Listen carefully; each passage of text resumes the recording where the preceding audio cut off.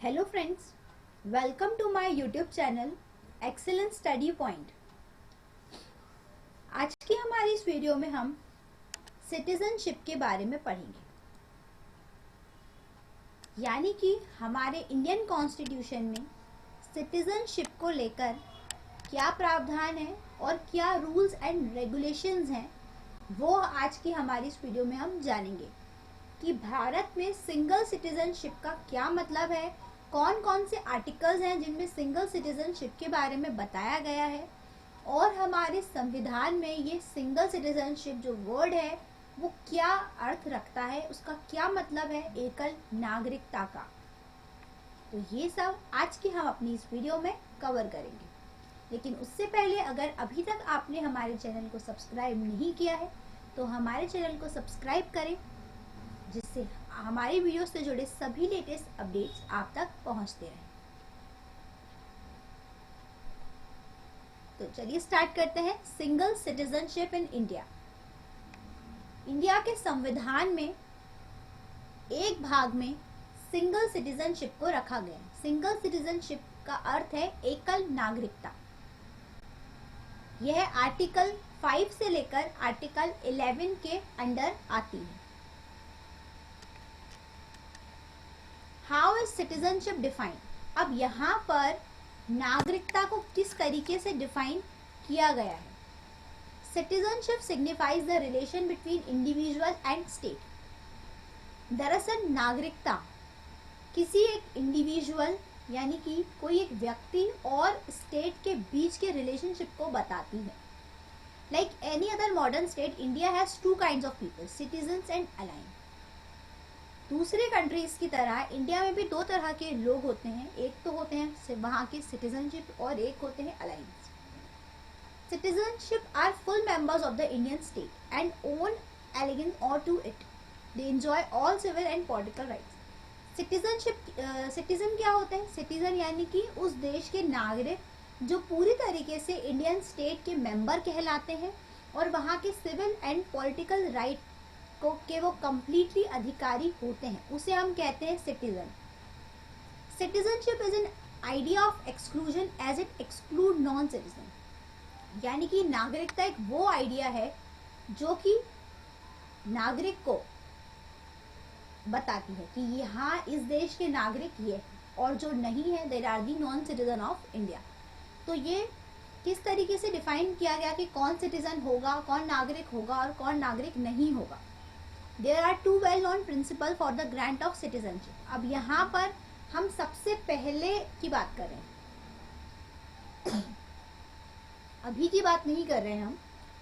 यहाँ पर हम सबसे पहले की बात कर रहे हैं कि यहाँ पर कौन से प्रिंसिपल थे जो नागरिकता को बनाने के लिए यहाँ इस्तेमाल किए गए थे। कौन कौन से की पॉइंट्स थे जो यहाँ पर कंसिडर किए थे सिटीजनशिप के लिए। तो while jus soli confers citizenship on the basis of place of birth and jus sanguinis gives recognition to blood ties. From the time of the Motilal Nehru Committee 1928, the Indian leadership was in favor of the enlightened concept of just soli. अब यहाँ पर हम foreigners की बात कर रहे हैं। Foreigners in the sense यहाँ पर हम ब्रिटिशर्स की बात कर रहे हैं जो सबसे पहले यहाँ पर नागरिकता के बारे में जिन्होंने डिस्कस किया था। तो जस्ट सॉली जो थे उन्होंने ये कहा कि सिटीजनशिप जो है वो प्लेस ऑफ बर्थ यानी कि जन्म के अधिकार पर होनी चाहिए। और जस्ट सैंग्विनिसिस जो थे उन्होंने ये कहा कि यहाँ पर ब्लड टाइज यानी कि यहाँ पर जैसे किसी के पेरेंट्स हैं तो उसके आधार पर यहाँ पर सिटीजनशिप उन लोगों को मिलनी चाहिए। लेकिन बाद में यहाँ पर मोतीलाल नेहरू कमेटी बनी 1928 में। The Indian leadership was in favour of the enlightened concept of jus soli. अब यहाँ पर जो इंडियन लीडर्स थे उन्होंने यहाँ पर जस्ट सॉली के जो कंसेप्ट को फॉलो किया और वो इसी के फेवर में थे। The racial idea of jus sanguinis was also rejected by the constitution assembly as it was against the Indian ethos. अब यहाँ पर जो जस्ट सैंग्विनिस का आइडिया था उसको यहाँ पर कॉन्स्टिट्यूएंट असेंबली ने रिजेक्ट किया क्योंकि ये इंडियन एथोस के खिलाफ था। तो यहाँ पर सबसे पहले नागरिकता को डिस्कस किया गया था कॉन्स्टिट्यूएंट असेंबली। अब यहाँ पर इंडिया में जो सिटीजनशिप है वो ड्यूल सिटीजनशिप नहीं है, यहाँ पर सिंगल सिटीजनशिप है। तो यहाँ पर एकल नागरिकता का यहाँ पर क्या मीनिंग है ये हम जान लेते हैं। The term single citizenship refers to the fact that all Indian regardless of where they live are citizen of India. The Indian Constitution is federal in nature, yet it grants Indian single citizenship. It means that Indian citizenship is the sole option. अब यहाँ पर एकल नागरिकता का मतलब ये है कि अगर कोई इंडिया का नागरिक है तो वो भारत में किसी भी जगह और किसी भी तरीके से रह सकता है, क्योंकि यहाँ पर इंडिया का जो कॉन्स्टिट्यूशन है वो फेडरल है इन नेचर। तो यहाँ भारत में सिंगल सिटीजनशिप रखी जाती है। अब सिंगल सिटीजनशिप यानी कि यहाँ के नागरिकों के पास एक सोल ऑप्शन यही है कि अगर वो भारत की नागरिकता अपने पास रखते हैं तो वो किसी भी दूसरे देश की नागरिकता को नहीं ले सकते। यहाँ सिंगल सिटीजनशिप यही है, यानी कि अगर यहाँ पर इंडियन पासपोर्ट है then you are not able to grant the other country passport, because अगर आपने ऐसा किया तो यहाँ पर इंडिया अपनी सिटीजनशिप वापस ले लेती है, यानी आप डुअल सिटीजनशिप नहीं ले सकते अगर आप इंडिया के नागरिक हैं। तो भारत में यहाँ सिंगल सिटीजनशिप का प्रावधान है। अगर आप भारत के नागरिक हैं और आपके पास भारत की नागरिकता है तो आप किसी भी दूसरे देश की नागरिकता नहीं ले सकते, नहीं तो भारत अपनी नागरिकता को रद्द कर देता है। तो यहाँ पर सिंगल सिटीजनशिप कंसेप्ट क्लियर हो गया होगा कि यहाँ पर एकल नागरिकता क्या है। एकल नागरिकता यही है कि आपको यहाँ पर सिर्फ सिंगल सिटीजनशिप यानी कि एक ही नागरिकता भारत के द्वारा मिलेगी। अगर आप किसी दूसरे देश की लेंगे तो वो भारत की नागरिकता मान्य नहीं होगी। अब कॉन्स्टिट्यूशनल प्रोविजन यानी कि क्या प्रावधान रखे गए, तो यहाँ पर जो सिटीजनशिप है उसे यूनियन लिस्ट के अंदर रखा गया है। स्टेट लिस्ट, यूनियन लिस्ट और कंकरेंट लिस्ट, तीन तरह की लिस्ट यहाँ पर होती है कॉन्स्टिट्यूशन में, जिसमें से सिटीजनशिप जो है उसे यूनियन लिस्ट में रखा गया है। अंडर द कॉन्स्टिट्यूशन एंड दस is under the exclusive jurisdiction of parliament. The constitution does not define the term citizen, but detail of various categories of person who are entitled to citizenship are given in part 2. यहाँ पर हमारे संविधान में नागरिक को define नहीं किया गया है, बल्कि वो सारी कैटेगरीज पर्सन की डिफाइन की गई हैं जिससे वो भारत का नागरिक कहलाए, यानी कि नागरिकता को डिफाइन किया गया है। और नागरिकता को कहाँ डिफाइन किया गया है, पार्ट 2 में, यानी कि भाग 2 में आर्टिकल 5 से लेके आर्टिकल 11 तक यहाँ पर सिटीजनशिप को डिफाइन किया गया है। Unlike other provisions of the Constitution which came into being on January 26, 1950, these articles were enforced on 26th November 1949 itself when the Constitution was adopted. अब ये आर्टिकल्स भी तभी ले लिए गए थे 26 नवंबर 1949 में जब कॉन्स्टिट्यूशन को अडॉप्ट किया गया था, पर यहाँ पर कुछ प्रावधान जो हैं उन्हें 26 जनवरी 1950 में कंसिडर किया गया। अब यहाँ पर हम उन सारे आर्टिकल्स के बारे में जान लेते हैं जिनमें सिटीजनशिप को डिफाइन किया गया है कि आखिर उन आर्टिकल्स में क्या क्या लिखा हुआ है। तो सबसे पहले बात करते हैं आर्टिकल नंबर 5 की। It provided for citizenship on commencement of the constitution. All those domiciled and born in India were given citizenship, even those who were domiciled but not born in India, but either of whose parent was born in India were considered citizen. यानी कि article 5 ये कहता है कि किन किन को नागरिकता देनी चाहिए संविधान के हिसाब से। तो यहाँ पर जो डोमिसाइल है या फिर बॉर्न हुए हैं इंडिया में, उन्हें इंडिया का नागरिक कहा जाएगा। अगर वो यहाँ के डोमिसाइल हैं पर इंडिया में बॉर्न नहीं भी हुए हैं तब भी उन्हें नागरिकता दी जाएगी, या फिर उनके पेरेंट्स का जन्म अगर इंडिया में हुआ है तो उन्हें इंडियन सिटीजन कंसिडर किया जाएगा। Anyone who had been an ordinary resident for more than 5 years to was entitled to apply for citizenship. यानी कि कोई भी अगर ऑर्डिनरी रेसिडेंट है किसी का पर 5 साल से ज़्यादा यहाँ है तो वो भी सिटीजनशिप के लिए अप्लाई कर सकता है। आर्टिकल 6 की बात करें हम, it provided right of citizenship of certain person who have migrated to India from Pakistan, यानी कि उन नागरिकों को भी सिटीजनशिप प्रोवाइड करी जाएगी या फिर उन्हें भी अधिकार है सिटीजनशिप लेने का जिन्हें माइग्रेट किया गया है इंडिया में पाकिस्तान से, तो वो लोग भी यहाँ पर नागरिकता लेने का अधिकार रखते हैं। Since independence was preceded by partition and migration, Article 6 laid down that anyone who migrated to India before July 1949 would automatically become an Indian citizen, यानी कि जो भी भारत आया होगा 19 जुलाई 1949 से पहले उसको यहाँ पर ऑटोमेटिकली भारत का नागरिक कंसिडर किया जाएगा if either of his parents or grandparents was born in India. उसके पेरेंट्स या ग्रैंड पेरेंट्स यहाँ बॉर्न हुए हों तब भी उसे यहाँ पे नागरिक कंसिडर किया जाएगा। But those who entered India after this date needed to register themselves, लेकिन यहाँ जो लोग 19 जुलाई 1949 के बाद इंडिया में आए हैं उनको पहले रजिस्टर करना पड़ेगा खुद को। बाकी इसके पहले जो भी लोग पाकिस्तान से यहाँ इंडिया आए थे उन्हें यहाँ पर ऑटोमेटिकली इंडिया का नागरिक माना गया।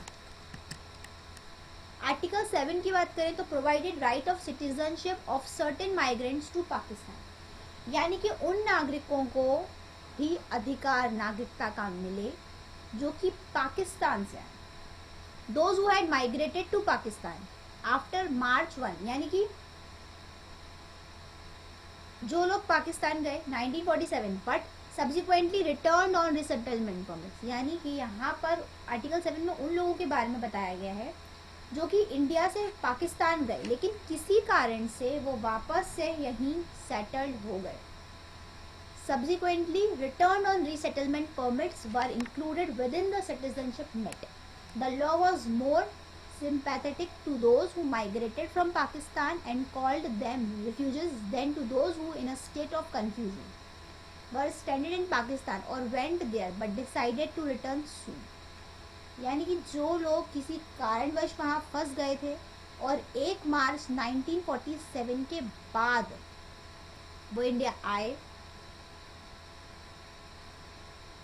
इसके बाद यानी कि 1 मार्च 1947 में वो पाकिस्तान में तो थे लेकिन बाद में रीसेटलमेंट करने के लिए वो इंडिया वापस आ गए। उन्होंने ये डिसाइड किया कि अब हम इंडिया में सेटल होंगे, तो यहाँ पर उन लोगों के लिए भी एक प्रोविजन बनाया गया कि उन्हें भी यहाँ पर सिटीजनशिप के राइट्स दिए जाएंगे। आर्टिकल 8 की अगर हम बात करें तो provided right of citizenship of certain person of India origin residing outside India.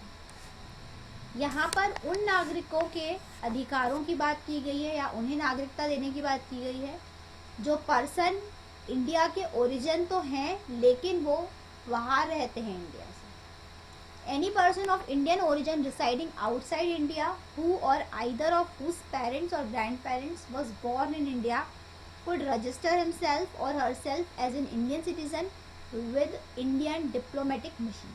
अब यहाँ पर वो लोग जिनका ओरिजिन इंडिया का है पर वो रहते बाहर हैं या फिर उनके पेरेंट्स या ग्रैंड पेरेंट्स जो हैं वो भारत में जन्मे हैं, तो उन लोगों को खुद को रजिस्टर करना पड़ेगा पहले इंडियन सिटीजनशिप के लिए इंडियन डिप्लोमेटिक मिशन द्वारा। उसके बाद यहाँ उनको भी नागरिकता दी जाएगी। यह आर्टिकल 8 कहता है। आर्टिकल 9 की बात करें तो provided that if any person voluntarily acquired the citizenship of a foreign state will no longer be a citizen of India। Article 9 हमारे सिंगल सिटीजनशिप के बारे में बात करता है। अभी तक आपने सोचा होगा कि किसी भी आर्टिकल में हमारी एकल नागरिकता के बारे में बात नहीं है, तो जो आर्टिकल 9 है वो कम्प्लीटली सिंगल सिटीजनशिप के बारे में ही कहता है कि अगर आप अपनी मर्जी से किसी भी दूसरी फॉरेन कंट्री की सिटीजनशिप को यानी किसी भी फॉरेन कंट्री की नागरिकता को ले लेते हैं तो आपकी भारत की नागरिकता को रद्द कर दिया जाएगा, क्योंकि भारत में सिर्फ एक ही सिटीजनशिप चलती है, तो आप किसी दूसरे देश की सिटीजनशिप लेते हुए भारत की नागरिकता अपने पास नहीं रख सकते, वो आपको लौटाना पड़ेगी। आर्टिकल 10 क्या कहता है? it says that every person who is or is deemed to be a citizen of India under any of the foregoing provision of this part shall subject to the provision of any law that may be made by parliament continue to be such citizen. यानी कि article 10 हमारा ये कहता है कि अगर कोई भी पर्सन सिटीजन है इंडिया का तो उसे यहाँ पर जितने भी प्रावधान हैं पार्लियामेंट द्वारा बनाए गए हों, कॉन्स्टिट्यूशन द्वारा बनाए गए हों, उन सभी लॉज को फॉलो करना पड़ेगा और वो एज अ सिटीजन उन सभी के लिए एप्लीकेबल रहेगा. आर्टिकल 11 की बात करें तो it empowers parliament to make any provision with respect to the acquisition and termination of citizenship and all matters relating to it. अब यहाँ पर आर्टिकल 11 ये कहता है कि पार्लियामेंट के पास ये पावर है कि वो नागरिकता को लेकर कोई भी प्रावधान बना सकती है, कोई भी चेंजेस कर सकती है या किसी की भी सिटीजनशिप को वो टर्मिनेट कर सकती है यानी कि ले सकती है या फिर उससे रिलेटेड कोई भी मैटर है तो वो यहाँ पर पार्लियामेंट द्वारा चेंज किया जा सकता है. आर्टिकल 11 ने ये पावर पार्लियामेंट को दिया हुआ है. तो ये सारे आर्टिकल्स थे जो कि सिटीजनशिप के बारे में बताते हैं. अब यहाँ पर कौन कौन से एक्ट या अमेंडमेंट्स यानी कि सिटीजनशिप को लेकर यहाँ कई संशोधन भी किए गए थे. तो कौन कौन से संशोधन या एक्ट हैं जो सिटीजनशिप के लिए लाए गए थे. The citizenship act 1955 provides for the acquisition and determination of Indian citizenship. अब यहाँ पर सिटीजनशिप एक्ट आया था 1955 जिसमें भारत के नागरिकता के डिटर्मिनेशन के बारे में बताया गया है या उससे रिलेटेड अमेंडमेंट किए गए. अब ये जो था acquisition and determination of Indian citizen ये था सिटीजनशिप एक्ट 1955. अब इसे 4 अलग अलग तरीके से बताया गया. तो वो कौन कौन से थे. सबसे पहला बर्थ के आधार पर यानी कि बाय बर्थ. तो सबसे पहले जानते हैं इसको 4 अलग अलग तरीके से एक्वायर्ड किया गया. Birth, descent, registration and naturalisation. तो सबसे पहले by birth. Every person born in India on और after 26/1/1950 but before 87 is an Indian citizen.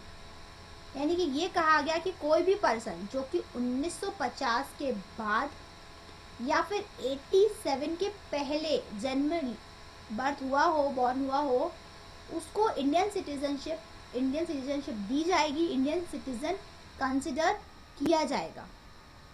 Every person born in India between 87 and 2004.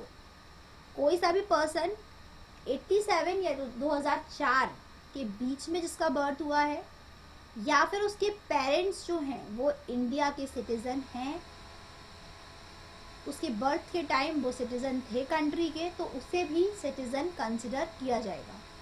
Every person born in India on और after 2004 is a citizen of the country given both his her parents are Indian or at least one parents is a citizen. यानी कि वो person भी जो 2004 के बाद भी पैदा हुआ है लेकिन उसके पेरेंट्स इंडियन हैं तो उसको भी नागरिकता दी जाएगी. ये बाय बर्थ है. अब बाय रजिस्ट्रेशन, जैसे कि कुछ लोगों को रजिस्ट्रेशन जो कि यहाँ पर नहीं रहते हैं यहाँ, तो उसके बारे में जानते हैं. Citizenship can also be acquired by registration. यानी कि बाय बर्थ तो सिटीजनशिप मिलती ही है, इसके अलावा यहाँ पर रजिस्ट्रेशन से भी सिटीजनशिप मिल सकती है. कैसे? A person of Indian origin who has been a resident of India for 7 years before applying for registration. यानी कि कोई भी व्यक्ति अगर इंडिया का ओरिजिन है उसका लेकिन वो 7 साल पहले यहाँ रहा करता था तो भी वो रजिस्ट्रेशन के लिए अप्लाई कर सकता है. A person of Indian origin who is resident of any country outside undivided India. यानी कि इंडिया का अगर ओरिजिन है वो किसी दूसरी कंट्री में भी रह रहा है तो भी वो सिटीजनशिप के लिए अप्लाई कर सकता है. A person who is married to Indian citizen and is ordinarily resident for 7 years before applying for registration. यानी कि अगर कोई व्यक्ति इंडिया के किसी सिटीजन से शादी कर लेता है तब भी वो रजिस्ट्रेशन के लिए अप्लाई कर सकता है. Minor children of person who are citizen of India, यानी कि अगर किसी के चिल्ड्रन इंडिया में हुए हैं तब भी वो यहाँ पर रजिस्ट्रेशन के लिए अप्लाई कर सकते हैं। तो ये बाय रजिस्ट्रेशन हो गया। इसके बाद बाय डेसेंट। बाय डेसेंट मतलब यहाँ पर पूर्वजों के द्वारा, यानी कि किसी के फादर ग्रैंडफादर अगर सिटीजन है तब भी वो कंसिडर करा जाएगा citizen. A person born outside India on और आफ्टर 26 जनवरी 1950, यानी कि अगर कोई 1950 के बाद भी जिसका जन्म हुआ है, लेकिन अगर उसके जो पूर्वज हैं, डेसेंट्स हैं, वो सिटीजन है इंडिया के बाय बर्थ, तो वो भी सिटीजन कहलाएगा इंडिया का। A person born outside India on और आफ्टर December 10, 1992 बट बिफोर 2004, या फिर उसके पेरेंट्स सिटीजन हो तो भी उसे बाय बर्थ यहाँ पर सिटीजन माना जाएगा। और अगर कोई पर्सन 2004 के बाद भी जिसका जन्म हुआ है इंडिया के बाहर, या इंडिया के बाहर की बात हो रही है, लेकिन अगर उसके पेरेंट्स हैं इंडिया के तो उसे भी सिटीजन माना जाएगा। Her parents have to declare that the minor does not hold a passport of another country, लेकिन उसके पेरेंट्स ये डिक्लेयर करें कि वो जिस भी कंट्री में जन्मा है उसके पास उस कंट्री का पासपोर्ट नहीं है, तभी वो यहाँ पर रजिस्ट्रेशन के लिए अप्लाई कर सकता है या फिर भारत की नागरिकता ले सकता है। अब बाय नेचुरलाइजेशन, तो a person can acquire citizenship by naturalization if he she is ordinary resident for India for 12 years throughout 12 months preceding the date of the application and 11th year in the agreement and fulfill all qualification in the third schedule of the Citizenship Act। यानी कि अगर कोई person यहाँ पर 12 साल तक रह रहा है कंटिन्यूसली, तो फिर यहाँ पर वो थर्ड शेड्यूल में जो भी चीज़ें फुलफिल होती हैं उनको फुलफिल कर रहा है तो सिटीजनशिप एक्ट के द्वारा उसको भी सिटीजन माना जाएगा। The act does not provide for dual citizenship. अब यहाँ पर जो ये जो एक्ट आया है सिटीजनशिप एक्ट, ये डुअल नेशनैलिटी या डुअल सिटीजनशिप प्रोवाइड नहीं करता, क्योंकि भारत में एकल नागरिकता चलती है, तो it only allows citizenship for a person listed under the provision above by birth, by descent, by registration और naturalization। इसीलिए ये सिर्फ उन्हीं लोगों को नागरिकता देते हैं जो प्रावधानों को फॉलो कर रहे हों, जैसे कि या तो बर्थ से, बाय डेसेंट, रजिस्ट्रेशन या नेचुरलाइजेशन से वो भारत के नागरिक होते हैं, तभी उन्हें यहाँ की नागरिकता दी जाएगी, क्योंकि यहाँ ड्यूअल सिटीजनशिप को प्रमोट नहीं किया जाता है। The act has been amended 4 times। अब इसके बाद ये जो एक्ट आया था सिटीजनशिप एक्ट 1955, इसको फिर से 4 बार यहाँ पे इसमें संशोधन किया गया था। सबसे पहले 86 में, फिर 2003 में, फिर 2005 में, फिर 2015 में। Through these amendment, Parliament has narrowed down the wider and universal principle of citizenship based on the fact of birth। यानी कि यहाँ जो बर्थ के आधार पर इसमें संशोधन किया था parliament. The Foreigners Act places a heavy burden on the individual to prove that he she is not a foreigner। अब यहाँ पर जो फॉरेनर एक्ट आता है वो किसी भी पर्सन पर एक बर्डन हो जाता है कि वो ये प्रूव करे कि वो फॉरेनर नहीं है। 1986 अमेंडमेंट यहाँ पर हुआ था, 1986 में भी संशोधन हुआ। Unlike the constitutional provision and the original Citizenship Act that gave citizenship on the principle of jus soli to everyone born in India। यानी यहाँ पर ये कहा गया कि जस्ट सॉली का जो प्रिंसिपल था कि जो भी बॉर्न हुआ है इंडिया में उसे नागरिकता दी जाए, वो यहाँ पर बोला गया इसको फॉलो करने के लिए। The 1986 amendment to section 3 was less inclusive. यहाँ पर सेक्शन 3 में अमेंडमेंट किया गया था। The amendment has added the condition that those who were born in India on और आफ्टर, यानी यहाँ पर जो संशोधन हुआ उसमें कंडीशन रखी गई थी कि जो 1950 के बाद बॉर्न हुए हैं लेकिन 87 से पहले बॉर्न हुए हैं उन्हें यहाँ पर इंडियन सिटीजनशिप दी जाएगी, या फिर जो कि 87 के बाद बॉर्न हुए हैं लेकिन 2003 से पहले बॉर्न हुए हैं, in addition to one's own birth in India, या फिर उनका खुद का जन्म इंडिया का है तो ही उन्हें नागरिकता दी जाएगी, या फिर उनके पेरेंट्स इंडियन सिटीजन हैं बाय बर्थ तब उन्हें नागरिकता दी जाएगी। यहाँ पर ये संशोधन किया गया था। 2003 में फिर से इसमें अमेंडमेंट हुआ था। The amendment made the above condition more stringent keeping in view infiltration from Bangladesh. Now the law acquires that for those born after, यहाँ पर 2004 लाया गया, यानी कि यहाँ पर उन्होंने कहा कि जो 2004 के बाद जन्म जिनका हुआ है या फिर उनके पेरेंट्स, दोनों पेरेंट्स जो हैं वो इंडियन सिटीजन हैं या फिर बाय बर्थ इंडियन सिटीजन हैं, तो उनको यहाँ पर सिटीजनशिप दी जाएगी। अदरवाइज उन्हें यहाँ पर इलीगल माइग्रेंट्स माना जाएगा। With these respective amendment, India has almost moved towards the narrow principle of just sanguine or blood relationship. अब यहाँ पर ये अमेंडमेंट लाने के बाद इंडिया कम्प्लीटली वो स्टार्टिंग वाले प्रिंसिपल पे चली गई थी जो जस्ट सैंग्विस ने दिया था, ब्लड रिलेशन वाला।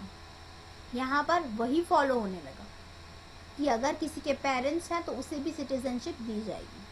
And this lays down that an illegal migrants cannot claim citizenship by naturalization or registration even if has been a resident of India for 7 years.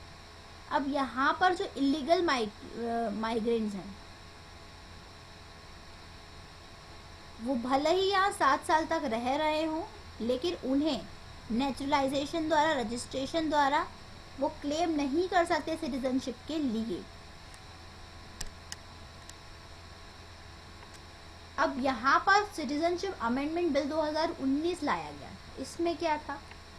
इसमें ये था simply the amendment proposes to permit members of 6 communities, यानी कि इस संशोधन द्वारा यहाँ पर 6 कम्युनिटीज के बारे में उन्होंने बताया, Hindu, Sikh, Buddhist, Jain, Parsi and Christian. यहाँ पर पाकिस्तान, बांग्लादेश, अफगानिस्तान के हिंदू, सिख, बुद्धिस्ट, जैन, पारसी और क्रिश्चियन जो लोग हैं to continue to live in India if they entered India before December 14, यानी कि 2014 से पहले अगर ये लोग भारत आए थे तो इन्हें यहाँ का नागरिक माना जाएगा। It also reduces the requirement for citizenship from 11 year to just 6 year. अब यहाँ पर सिटीजनशिप की रिक्वायरमेंट को और रिड्यूस कर दिया गया, 11 साल की जगह यहाँ 6 साल ही कर दिया उन्होंने।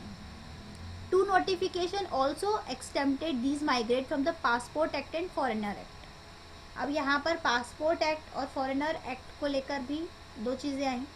अ large number of organisation in Assam protested against this bill as it may grant citizenship to Bangladesh Hindu illegal migrants. अब यहाँ पर इस बिल को लेकर काफ़ी ज़्यादा प्रोटेस्ट देखने के लिए मिला था असम में। The justification given from the bill is that Hindus and Buddhist are minorities in Bangladesh and fled to India to avoid religious persecution, but Muslims are a minority in Bangladesh and so the same cannot be said about them. अब यहाँ ये कहा गया justification में कि जो हिंदू और Buddhist है वो बांग्लादेश की माइनॉरिटीज़ हैं, इसलिए यहाँ पर रिलीजियस परसिक्यूशन को अवॉइड करने के लिए ऐसा किया गया है। अब यहाँ पर असम में एक डिफरेंट सिनेरियो था। Assam witness large scale illegal migration from erstwhile east Pakistan and after 1971 from present day Bangladesh. यानी कि यहाँ पर अगर इस बिल की बात करें तो काफ़ी ज़्यादा इलीगल माइग्रेंट्स भी हैं और काफ़ी ज़्यादा इसको प्रोटेस्ट भी इसके बारे में देखने के लिए मिला। पर मेन हमारा एम यहाँ पर सिंगल सिटीजनशिप और सिटीजनशिप के बारे में जाना था। ये तो सिर्फ एक अमेंडमेंट बिल था जो कि 2019 में पास किया गया था पार्लियामेंट द्वारा। सेक्शन 6A के बारे में थोड़ा सा जान लेते हैं। The section was made applicable only to Assam. अब सेक्शन 6A इसलिए ज़्यादा इम्पॉर्टेंट है क्योंकि सिर्फ ये असम के ऊपर एप्लीकेबल होता है। It let down that all person of Indian origin who entered Assam before 1966 and have been ordinary resident will be deemed Indian citizen. यानी कि जो लोग 1966 से पहले असम में एंटर्ड हुए थे उन्हें ही यहाँ इंडियन सिटीजनशिप माना जाएगा। Those who came after 1966 but before 1971 and have an ordinary resident will get citizenship at the expiry of 10 years from their detection as a foreigner। यानी कि जो लोग 1966 के बाद लेकिन 1971 से पहले आए थे और उनका भारत में ऑर्डिनरी रेसिडेंट है तो उन्हें भी यहाँ सिटीजनशिप दी जाएगी, will get citizenship at the expiry of 10 years, लेकिन 10 साल के लिए। और उसके बाद ये डिटेक्ट किया जाएगा कि वो फॉरेनर है या नहीं।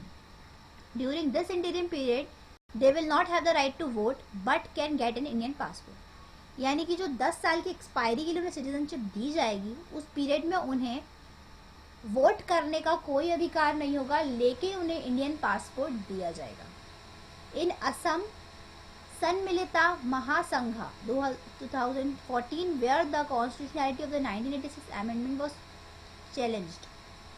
The Mahasangha argued that the cutoff year for Assam should be 1951. अब यहाँ पर जो महासंघा थी उन्होंने महासंघा ने यहाँ पर एक आर्ग्यू किया कि यहाँ पर जो कट ऑफ ईयर है उसे 1951 करना चाहिए 1971 की जगह पे। The court referred the matter to the constitution bench, और ये इस मैटर को जो कोर्ट ने कॉन्स्टिट्यूशन बेंच को दे दिया था।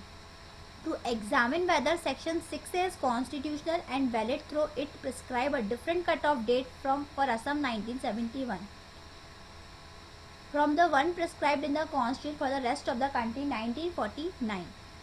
अब यहाँ पर इसके लिए 5 जजों की बेंच बिठाई गई थी सुप्रीम कोर्ट में। is yet to examine the constitutionality of a Section 6 under which the current NRC has been prepared। अब यहाँ पर इसके लिए 5 जजेस की बेंच बैठाई गई थी कि सेक्शन 6A पर यहाँ पर चर्चा की जाए और इस पर डिस्कस किया जाए which the current NRC has been prepared, और इसको देखते हुए ही यहाँ पर NRC जो है वो लाया गया, इसको एग्जामिन किया गया 6A सेक्शन 6A को। मतलब मेन जो यहाँ पर है वो सेक्शन 6A है, उसको ही एग्जामिन करने के लिए यहाँ पर 5 जजेस की बेंच बिठाई सुप्रीम कोर्ट में। इसके बाद यहाँ पर जो प्रिपेयर किया गया था वही है करंट NRC। तो ये सिटीजनशिप के बारे में पूरी इंफॉर्मेशन हमने यहाँ कवर की है। सभी डाउट्स आपके क्लियर हो गए होंगे। आज की वीडियो में बस इतना ही। अगर आपको हमारी वीडियो पसंद आई हो तो इसे लाइक करें, शेयर करें अपने दोस्तों के साथ और हमारे चैनल एक्सीलेंस स्टडी पॉइंट को सब्सक्राइब करें ताकि आपको हमारी वीडियो से जुड़े सभी लेटेस्ट अपडेट्स मिलते रहें। अगर आप और किसी टॉपिक पर वीडियो देखना चाहते हैं तो हमें कमेंट बॉक्स में कमेंट कर ज़रूर बताएं। Thank you.